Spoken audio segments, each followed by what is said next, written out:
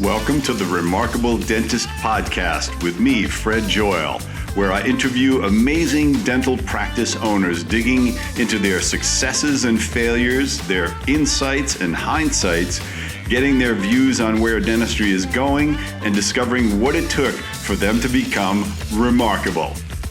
Welcome to the Remarkable Dentist Podcast. I'm here with Dr. Dee Dee Meevasin, who has a fantastic practice in Las Vegas. And we're going to hear about how she developed that practice, how she's growing it, the technology she's incorporated, and how she and her husband have created this terrific team that has created remarkable success. Dee Dee, welcome to the podcast. Thank you, Fred, for having me. It's such an honor to be here. I've been following your podcast since you started, and you've got some big names on here. So it's a really humbling experience. Thank you so much. Well, now you are on the pantheon of dentists who are on the remarkable practice, but you certainly are worthy of being here. You run a terrific practice. How long have you been running the practice in Vegas? It's 10 years this year. Wow. So when you came out of school, how long before you decided you had to own your own practice? When I first came out of school, I was working with my mentor. I was basically renting a chair from him. And I did that for about 4.5 years. And then his daughter wanted to go to dental school. So I didn't want to step on anybody's toes. And the plan was for me to buy his practice. However, with his daughter, I just didn't want to, mess with that family dynamic. And so I ventured off on my own and looked for a practice. And that was in 2011 during the wonderful real estate, craziness going on here in Las Vegas.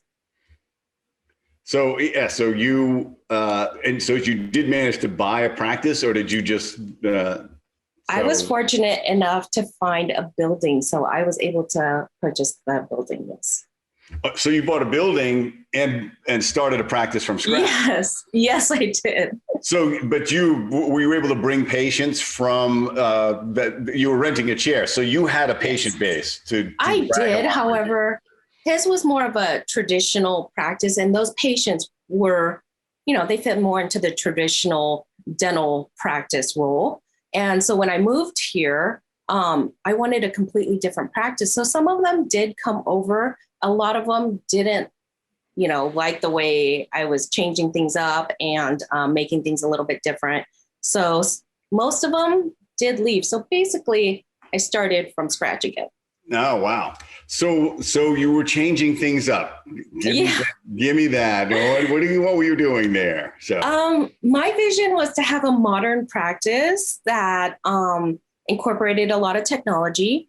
And Mike and I, who was my husband, wanted more of a awesome patient experience. And this was something that we were so naive. We had no idea that this was even going to be a trend. We just thought that would be a really cool, thing to do where we're a customer service industry, and being in Las Vegas, it's all about customer service. So we figured we wanted to do something that was more of patient-centered dentistry with technology. So we had no idea. No, sometimes the idea is a lot bigger than the plan to execute. Yes. So what was the first technology that really you added that created that? Well, we came from an office with no digital x-rays. So that was the first thing we did. Okay. Bought digital x-ray. That would be nice to stop developing film. Yeah. In 2011. Yeah. There was no, there was nothing at his practice technology wise. So then after we did the digital x-rays, we went and got a CEREC. Okay. And after the CEREC, we bought another digital scanner and then a cone beam, 3D printing, and now Solea. It just keeps going. The full array, but yeah. So that to me is the digital suite right there. You've got CAD CAM, you've got cone beam, you've got a laser, and of course you've got digital record keeping and digital scanning. Correct. And I think, so you had patients who that was too fancy for them. Too fancy, they wanted more of a down to earth kind of dental experience with paper charts and amalgams and film. Yeah. They found great comfort in a giant wall of charts. That felt like a dentist office. Correct. And they came here and everything was paperless. And they're like, what's going on? Do you have any patients? Yes, I just don't write things down with a pen. Wow. And that's only 10 years ago. It's like, that's so fascinating how people adapt at such different speeds to stuff. And it speaks to the anxiety they have about dentistry is they're so nervous about the experience and apprehensive about any little change that they want it exactly the same. They'll go, not saying there are bad dentists, but they'll go to the worst dentist for the rest of their life rather than switch. And I've heard horror stories about dentists who basically, like, even their autoclave broke, so they didn't replace it. They cold sterilized everything for a year. Oh, wow. Yeah, like it was a barber shop or something. Right? And patients, tried doing that during COVID, right? Right. No, we want state of the art, extra sterilization, disinfected, everything, the cleanest it can be. So you decided you wanted to go into dentistry. When did you know? Was it like, at 5 or 6 years old?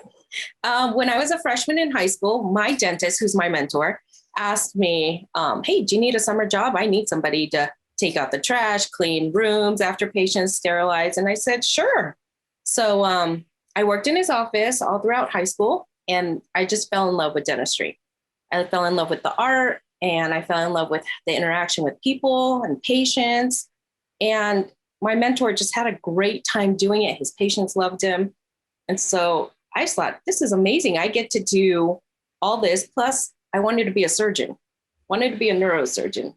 And this allowed me to do some surgery, but not have people's lives at stake if I, Every second of your job. Yes. Yeah. No, I'm sure you've killed way fewer people in dentistry than you would have as a neurosurgeon. I hope none. I hope I help them. Yeah, so it's so interesting how I know a lot of people who got into dentistry just by meeting like a dentist that they really appreciated, or they had really bad teeth problems as a kid, and the dentist was so caring and the team was so caring that they thought, I want to be one of these people. Right. So it's interesting that was your how the passion started. Now, by the time you got into dental school, there were a lot more women in dental school, weren't there? There were, but still not a lot. I think there were like 12 women in my class out of 85. But now it's like 50%. So yes, it's 50 plus in most dental graduating classes right now. Your women are taking over the industry and chasing all the men out. We're just, better at it. I'm sorry. I can't argue with you. I think you have the drill. I'm not going to argue with you. But so talk about that experience of being a woman in this industry, which is certainly had been when I came into dentistry in 86, it was a male dominated industry. And stayed that way for a long time. I think that at 1-800-DENTIST, we probably had one member who was a woman. Wow. And, out of 3,000 guys. Wow. And then I don't know, there was two. There was actually two now that I think of it. One she was Russian and the other was Asian. And I think that they they knew that they had to do something extra to attract patients, because back in 86, people were like, a woman dentist, like, are you sure you're not the hygienist? Right. You know? And so I still get that to this day, Fred. It's okay. Sure. Yeah. I mean, I've worked the trade shows for decades and watched these people working the booth that like be a little smarter. And they go like, is your doctor here at the show? Right. They would say that to you. And the female's wearing the name tag that says doctor, whatever. And they're like, oh, where's your doctor? Right. Yeah. It's okay. Oh, behind the badge, right here, behind the badge. To me, that wasn't a huge thing. I never saw myself as different. I saw myself as capable. I did what I had to do. I probably had to do a lot extra to get where I am just because of, you know, the stereotypes and things like that. But I was raised to just do what I need to do, focus on myself, have the confidence. It's not like I was cocky or anything, but it's like I knew I could do it. I had confidence in my skills. And I just overcame that. I didn't see it as, you know, a challenge just because I was a female and I was in a class full of so many men and I'm in an industry full of so many men. I mean, I still get that. And I graduated when I was 25 years old. So I was a 25-year-old young female Asian dentist who looked like I was 12 years old. Yeah. And people are like, are you sure you're the doctor? And yes, I am, you know. But like even when I was training for CEREC, I'm a CEREC trainer. So, you know, I'm teaching older dentists how to use this technology. And they think I'm the assistant, even though I've already introduced myself as the doctor. I'm teaching the class, but you know, why would they listen? It's just some woman talking, right? It's like, bring the man on so that I can learn something. No, I'm joking. Of course, they don't all think that way, but it's right. But it's so interesting. But you just roll with it, obviously. I do. And they usually address my husband as the doctor, and then he'll say, "No, she's the doctor." And I was like, "You can be the doctor if you want. That's less responsibility for me. It's all good." But you know, inside, I know who I am. I'm confident with myself, so I'm good with that. Yeah. Now, I want to come back to Michael, but when you started to do, like, you wanted to be a surgeon, and then you fell in love with dentistry. Did you, when you started doing the work, did you go like, oh, I really do want to be a surgeon? Like did your hands and brain respond to that? Like, did you go like, because some people go like, I know people who thought they wanted to be a dentist and they actually did it for one day, like work, like they went to like, they worked, they shadowed a dentist for a day and they went, not in a million years. No, I fell in love with it. I love it. I love the art aspect of it. I love, like I said, you know, talking to the patients, just meeting all different types of people. And then luckily I was really good clinically. So it came easy to me. And I love the surgery part. I still love it. Now, this guy, Michael, that we've talked about, talk about your relationship with this fellow. Michael is my husband, and we've been married for, 12 years. And when I started my practice, he actually came to help me run the practice. He was working for a company doing marketing and advertising, and it just was natural to help bring him on, or so he could help me market my practice. Since none of the patients followed you. Correct. Since I needed a whole new patient pool. Yeah. So, and you had a bunch of toys that you wanted to buy for the practice. So, and so this has become a very, you know, a bit of a role reversal, but very common that it's a husband and wife team running a business, running the business of dentistry.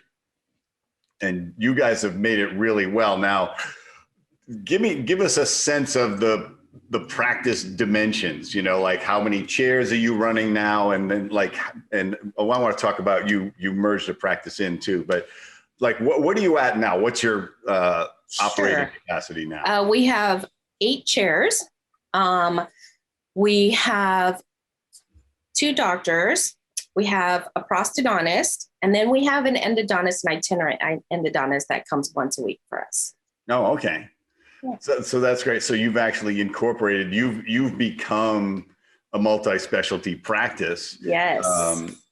And which is just a fantastic strategy. And so what's your hours? Are you open? Does this allow you to open longer considerably? Yeah. So the endodontist actually comes in the evening. So we are actually open till like 8 o'clock at night on the days that he's here. So it's more flexibility for our patients, especially being in this town. And I mean, our goal is to eventually be working, early hours and late hours eventually once we have the capacity to do that. So is there anything, you grew up in Vegas, so you're familiar with it. I did. Yes. So, but do you think that you got nothing to compare it to? So I was going to say, is there anything different about practicing in Vegas than somewhere else? You probably don't know. I don't know, but I mean, I was a dental assistant in California when I went to college. I went to UC Irvine and I assisted the whole time. And that was probably just 9 to 5, 1 hour lunch, just very, normal hours for a dentist. But I don't know other than that. Now at the beginning, we talked about this idea that you had this concept of a patient experience. Yes. How have you executed that? Besides the toys, I know that does make the patient experience. It's a huge as well. part of it, of course. Yes, but coming from dental and working in dental since I was in high school, I only saw it one way where the patients were the ones that they were coming in and the dentist didn't really have to do anything different to attract. But me going out on my own, I was starting from scratch again. I needed to attract patients more. And with my husband having 0 dental experience, he kind of gave me a different perspective of the patient's perspective. Why would a patient want to come to you? How are you different than any other dentist? Why would they choose your office over the one down the street?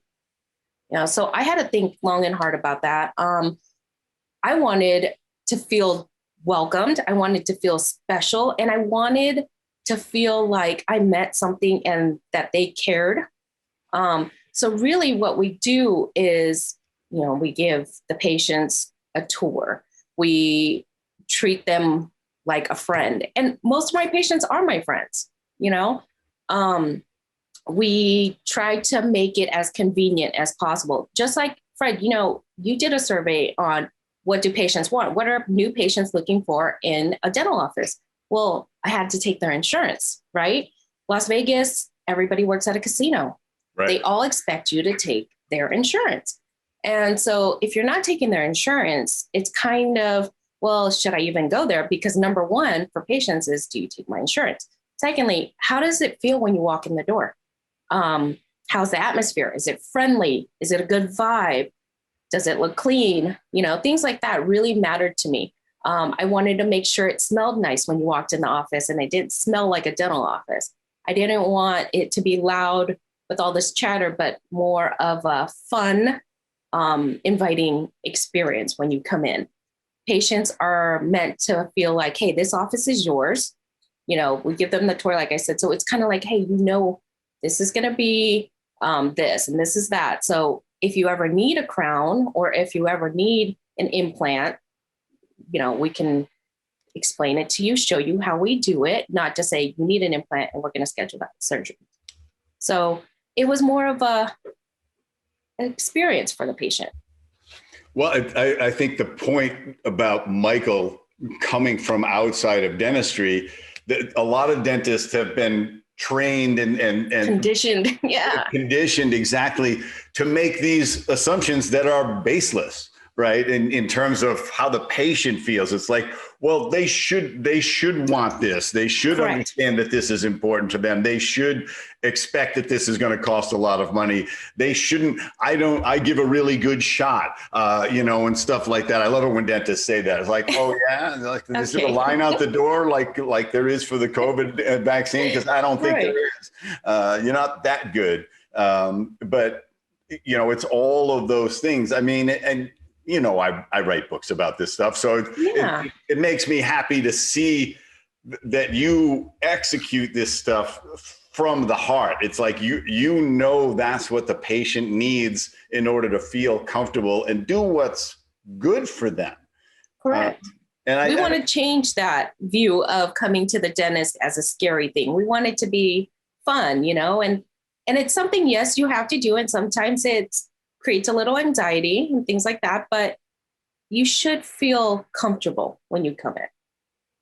Yes. And so you've achieved that. So let's go into some of the challenges you face. Give me what one or two of your biggest mistakes along the way, if you can pin those down for me, or unless you've blocked them out completely.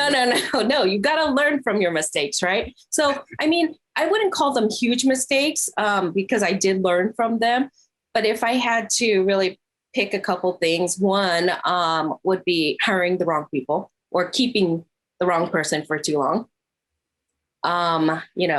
Letting go of staff, or just not hiring the right person for the job and trying to make them fit in that position. I've learned from it. It's okay. I'm better at that now. We had an embezzler, and she was, she seemed amazing on paper and in person, but I trusted her, and she led herself to my money. But it's okay. Well, that's a con artist, right? Right. They build your confidence, Correct. Wow. So you had that classic embezzlement challenge too. It's like, it's 1 out of 4 practices, I think, that happens to. And it's always, they go, oh, she would never do that. She would never. She was amazing. She was, awesome. But that's how they get you. And I'm so involved in the practice. I don't know how I let it happen. Yeah, right. You were thinking, well, I get checks and balances and I'm overseeing stuff. Exactly. And I got Michael here and everything like that. And she's like, yep, there's a way around all of you guys. Yep. She found your blind spots. But exactly. That's, you caught it and you learned, like I said, that as long as the mistakes are survivable, they're lessons, right? Correct. Even if they're not, they're lessons. They're just really, if you don't survive, the business doesn't survive, it's a really painful lesson. But right. So when you're hiring people now, what are you looking for? What are your criteria that you've learned? Mindset, really, attitude, mindset. I can train anybody. I need somebody who has the right personality for the position, the right mindset, like a positive outlook on life, soft skills, all soft skills. I don't hire on hard skills anymore. No, I can always train. You believe you can teach them, and you kind of want to teach them your way anyway. Right. Yes. Have you found that to be the case sometimes where you bring somebody in who's either a hygienist or an assistant and they're experienced and you go like, yeah, but I got to move them like 45 degrees from this or 180 from this. Yes. And as long as they're coachable. I mean, if you're experienced and you're coachable, then that's okay. If you're willing to do things differently or it's a different practice, everybody's a little bit different. So coachability is a really big thing. Yeah, I think as soft skills go, it's right near the top there, yes. along with that, a positive attitude, making that choice every day. And happy person. Yeah. And to me, it's somebody they can't help but do their best. It doesn't matter what they're being paid. That's what comes out of them, right? They're going to deliver that. And those are great people in there. It's because they're wired that way. It's like they can't half-ass it, and it doesn't work for them, right? They're those are the people I want. That. Yeah. Yes. And because it can be a great place to work. It's especially if it's the patients are happy and you're producing, and because of all of this technology, do you find your team members have a learning curve going on all the time for them? They do. Because, the CEREC, the implants, the planning, and Invisalign, things like that. Yes, there is a learning curve, the Solea. But, my team is amazing. I mean, I can't speak highly enough about them. They are such great people. Most team members are, it's my job. I'm here again today. No, my people come in, they're like, all right, what are we going to do today? I'm excited for the day. Great, positive attitudes. And they're responsible. Even when Mike and I aren't here, they do what needs to be done. There's no playing and messing around. They're wonderful. They treat our patients wonderful. They treat each other really nice. I mean, I couldn't ask for more. Well, and the culture is what people do when the boss isn't around.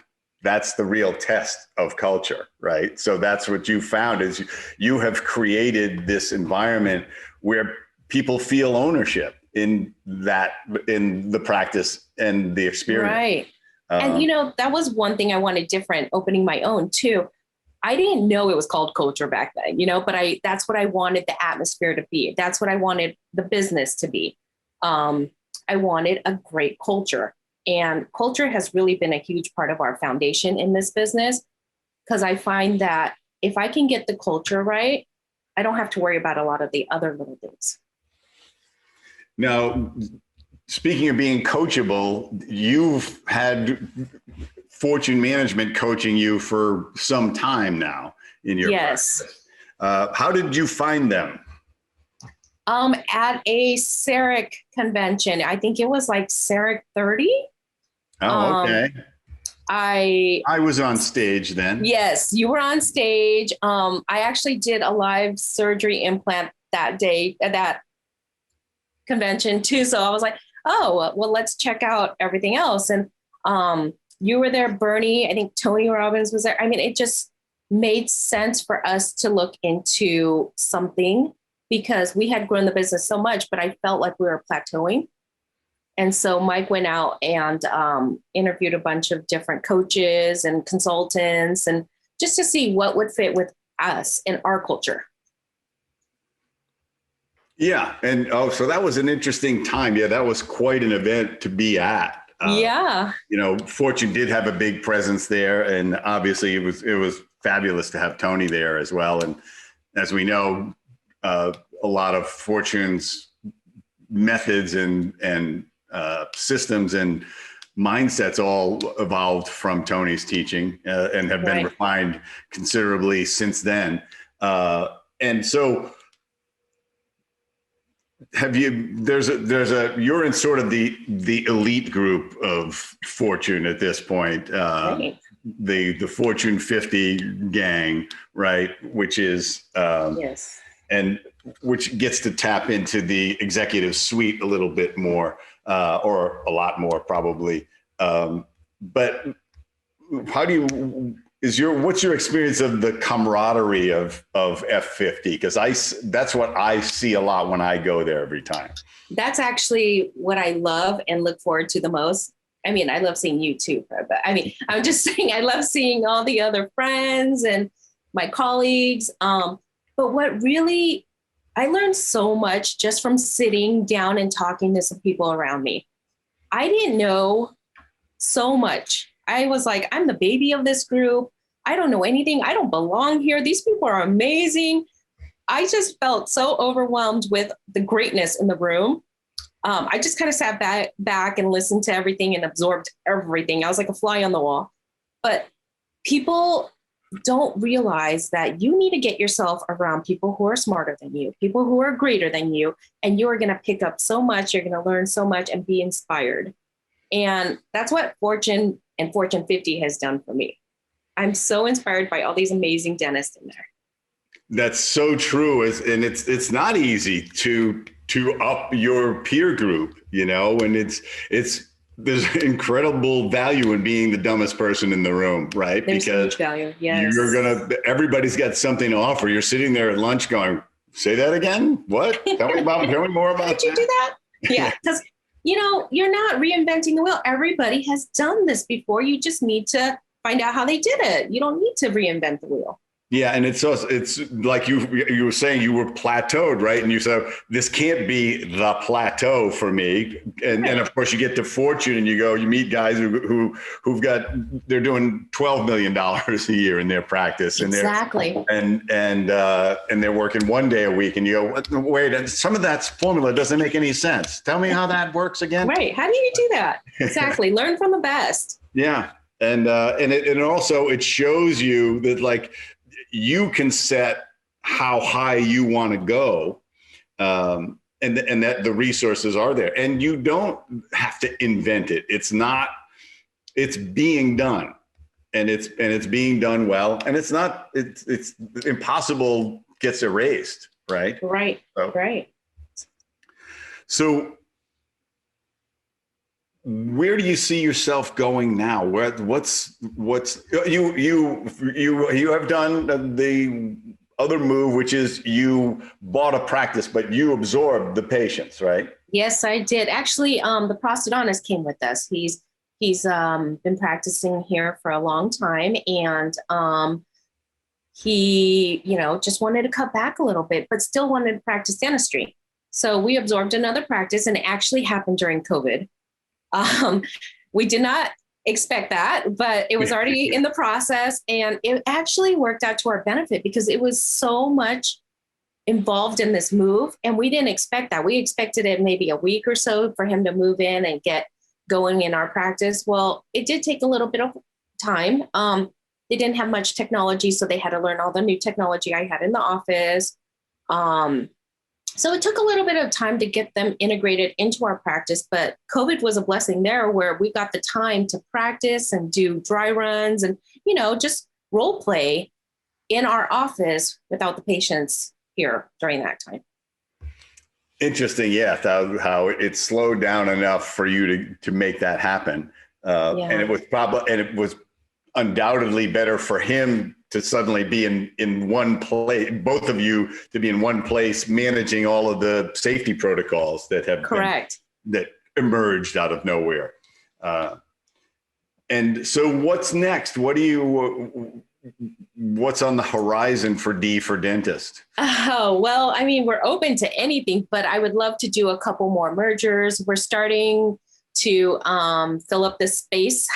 So maybe some extended hours, maybe looking to a second location or a bigger building. I mean, we've got a lot of things in play, but nothing is solid yet. We're just trying to see, we're open. Like I said, I don't want to limit myself to anything. So you're still pretty young and you got a lot of runway ahead of you. So is there anything you would do differently?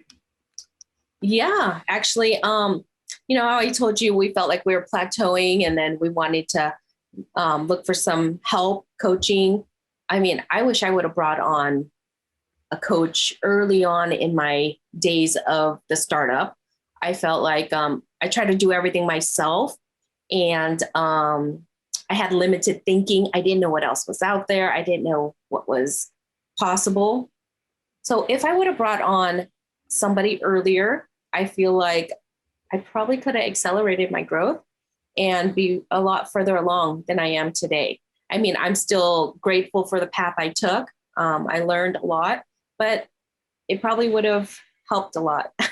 Less stress, I'm sure. Yeah, I mean, I was the same way. It's like I came very late to coaching in my life. And I look back now and go like, it was really not necessary to figure all of that stuff out myself. Right. Right. Especially since it's very hard to get a look at yourself. Somebody else can go to you, Dee Dee, why are you doing it this way? And you go, oh, well, I worked it out. It's always worked for me. And they're like, what do you mean always worked? Is it efficient? no, but it's the way I've always done it. And then Right. you start to question yourself and you go like, well, maybe that isn't as smart as I thought it was, or maybe I got to take a harder look at it, you know? So, and even just understanding things like banking and stuff like you could be borrowing money the wrong way. We don't borrow money. Like you and I don't go out and borrow hundreds of thousands of dollars all the time. Right. And so it's like, are we doing it the right, a percentage point or two in the wrong direction or the wrong fee structure or the wrong terms? It's just like leasing a building. It's like, you don't have somebody who's familiar with leases, you're going to get your clock cleaned, right? Exactly. There's going to be clauses in there that you're going to be really unhappy about 9 times out of 10. So. Yes, you got to hire the right professionals to help you with your business. Like CPAs, attorneys, marketing people. I mean, you got to have the right people by your side to help you. You can't do it all. Yeah, otherwise it's not fun anymore. I know. Because it's like, and that's why I see a lot of dentists, they get bogged down in the business because they're not getting any help, or they don't have good help. And it's like, oh, I don't have a business head, so I'm letting my accountant so they find out once a year if they made money or not, and meanwhile, Sally's, taking 75 grand on the side for herself in the office and nobody knows it. And, but yeah, the joy of being a dentist can get really diminished by trying to invent every aspect of how you run a business. It's not that arcane or unique a business. You're not inventing a new software or something like that. So there's a chance to create level after level after level of success without it being stressful. Because if you just find the people who say, this is how it's been done, or these are the 2 or 3 ways it's been done. You can bring an associate in this way or this way or this way. And you go, oh, I didn't even realize there were 3 choices. Exactly. You get such tunnel vision trying to do everything yourself, but there are so many other things and perspectives and opportunities that you can look into to make your life easier, and just pick one that works for you. One thing I did do properly when I opened my practice, though, I'll tell you one thing. I had a business plan. Wow. Good for you. I didn't just open it willy-nilly and just hope for the best and hope that people walked in the door. We actually had a business plan. I sat down with Mike and a friend who is amazing at operations, and he did big corporate stuff. So he helped us. And I think we were really realistic with our goals and our plan. I mean, I know we positioned ourselves really well where we only needed 10 new patients a month to come in. It wasn't like I needed 50 or 60. 10 would have let us survive because we only had 2 chairs when I opened. Mm-hmm. Okay. So I knew I tried to keep everything within my means and lived within my means so I can grow the business. And then from there, we revised our business plan every year and just kept going from there. And we still do that. Yeah. So you had a plan, and you get to update the plan as you learn and grow and say, okay, where do we go now? But that's great. That was an inspired move, rather than just blundering into it and saying, well, I bought a practice. Now what? It's supposed to run itself, right? Right. No, most dentists, I think that's how they do it, right? Because they have that emotional want to open their own business. They want to go in for business for themselves. I want to, have my own boutique practice or this or that. And there's no reasoning or business sense behind it. It's just like, yeah, let's put all our money and all our savings into this practice and hope it does well. Yeah. It's like, okay, I want a boutique practice, and you move into a neighborhood that's blue collar. Right.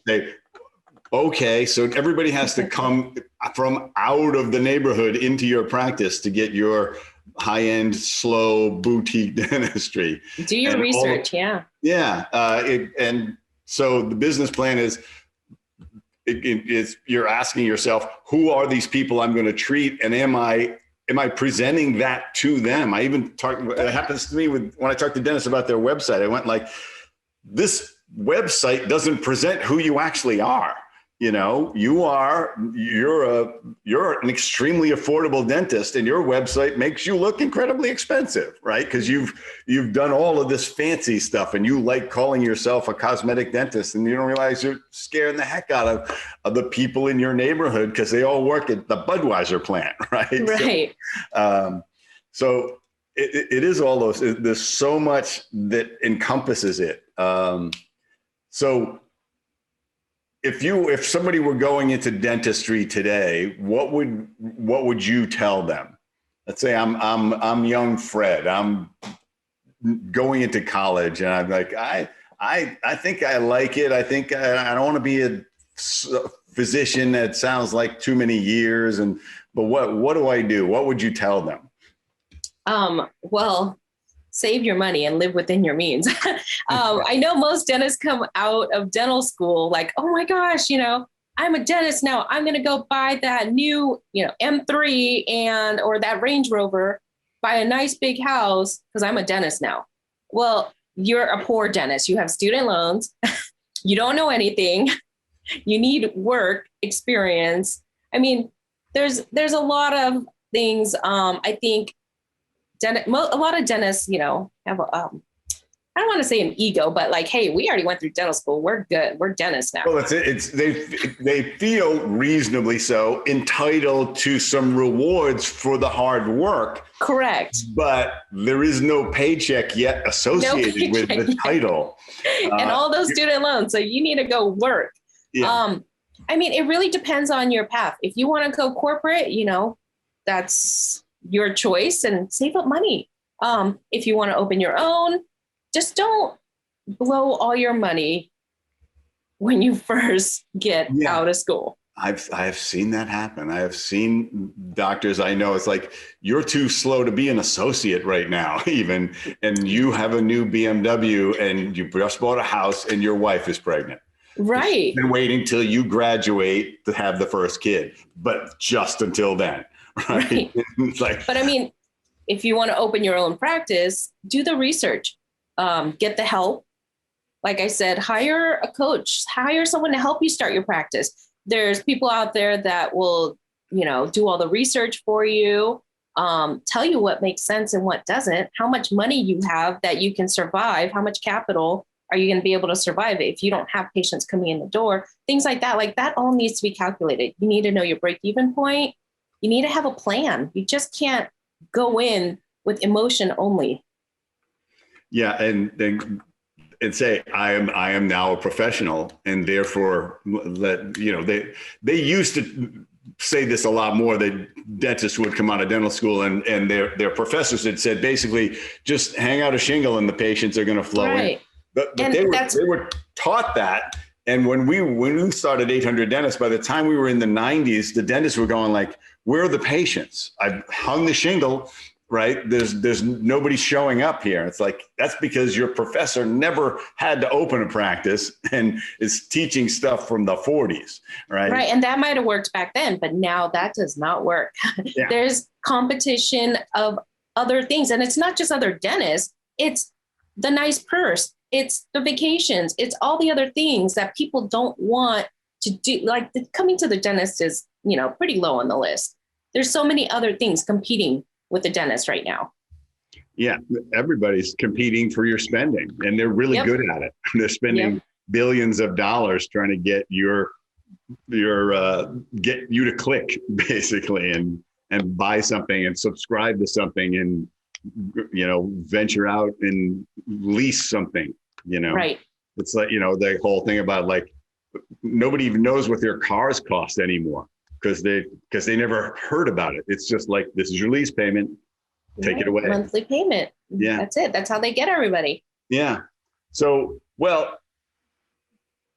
you're well on your way, and you think it's going to be 2 locations. You think that'll be a challenge for you? I mean, everything is a challenge. However, if I plan it right, it should be okay. Yeah. Hopefully that's come in.